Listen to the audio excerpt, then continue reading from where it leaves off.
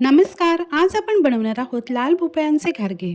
घारगे म्हणा किंवा घारे म्हणा, थोरा मोठ्याकडून शिकलेली ही पारंपरिक रेसिपी आज तुमच्यासोबत शेअर करीत आहे. व्हिडिओ शेवटपर्यंत नक्की बघा आणि चॅनलला सबस्क्राईब करा. घारगे बनवण्यासाठी इथे मी अर्धा किलो लाल भोपळा स्वच्छ धुवून त्याची साल काढून घेतली आहे आणि बारीक किसणीने अशा प्रकारे किसून घ्यायचा आहे.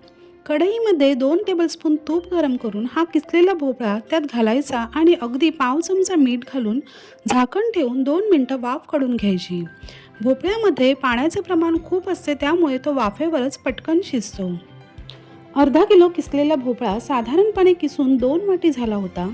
आता त्याच वाटीने 1 वाटी गूळ किसून घेतलाय. गूळ आणि भोपळा व्यवस्थित मिक्स करून परत झाकण ठेवून 5 मिनटं शिजून द्यायचंय.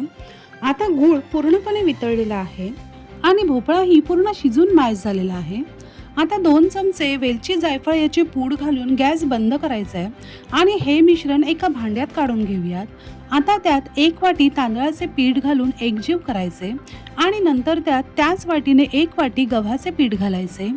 मिश्रण हाताला सोसण्या एवढे थंड झाले का ते मिक्स करून घेऊयात आणि झाकण ठेवूयात.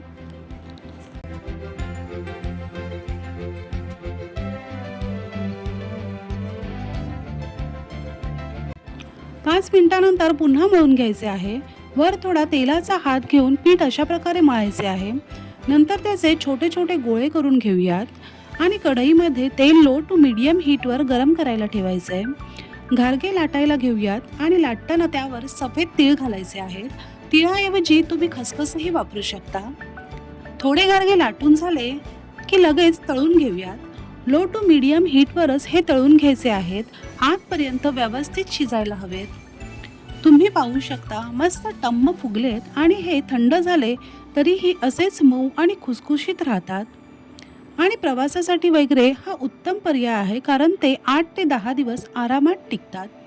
रेसिपी आवडली असेल तर व्हिडिओला लाईक, शेअर आणि अशाच पारंपरिक रेसिपींसाठी चॅनलला सबस्क्राईब करा. धन्यवाद.